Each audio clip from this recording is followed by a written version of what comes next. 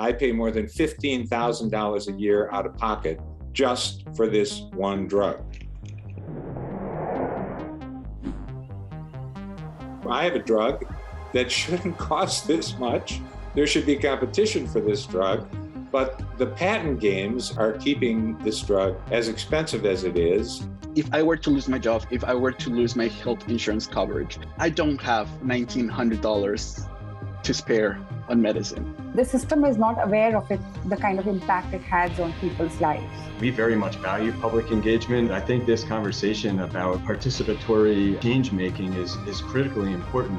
After nearly 20 years doing this work, we have come to realize that public voices are not integrated into the patent system. There aren't really meaningful pathways for the public, that means you and me, to provide input into whether the system is working for us. We need to democratize the patent system. One of the main roots of the problem with drug pricing is the intellectual property system, and particularly the patent system. Companies are adding so many patents to existing products in order to prolong their monopoly hold that it's causing drug prices to get higher and higher, and we're getting less competition, or competition is coming in much later than it should. Our taxpayer dollars are being used to purchase prescription drugs, and spending on prescription drug costs in the US reached a record high of $370 billion in 2019. That's supposed to go to $560 billion by 2028 unless we see significant reforms. But then if you tie it to the global level, and we look at what's happening during this pandemic and how the continent of Africa has barely seen any vaccines compared to the rest of the world, we have a huge problem that we're facing in terms of how medicines are going to be accessible, particularly when we have crises like pandemics, which are going to be more common. These issues are going to play out in ways that are going to affect all of us. None of us are safe until everyone's safe globally. One of the main inequities is the lack of real participation of the broader public in the institutions that govern intellectual property and patents. We realized that there weren't spaces where people who thought about the system from different viewpoints on whether the system was working or not could come together for a respectful and meaningful dialogue. One of the models that we are really advocating for is participatory change-making.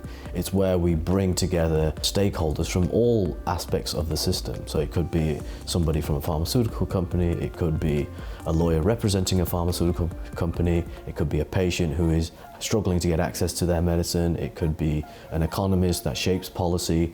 We're really looking across all areas to bring these different voices to a table and to actually find some common ground. We're not expecting everyone to agree, but we're expecting everyone to be heard and listened to.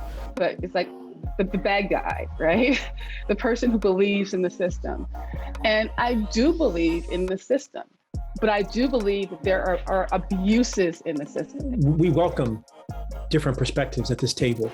There's no good, there's no bad, there's no right, there's no wrong, just different and diverse. With insulin, it feels like the pharmaceutical companies are double dipping there. They have their brand, but they're also making money off the generics. I wouldn't call it double dipping, but the brand company is just choosing to participate in the generic market. What about engaging key opinion leaders from the FDA to assess whether or not secondary patents truly have utility? I agree with him. I think that would be a great idea.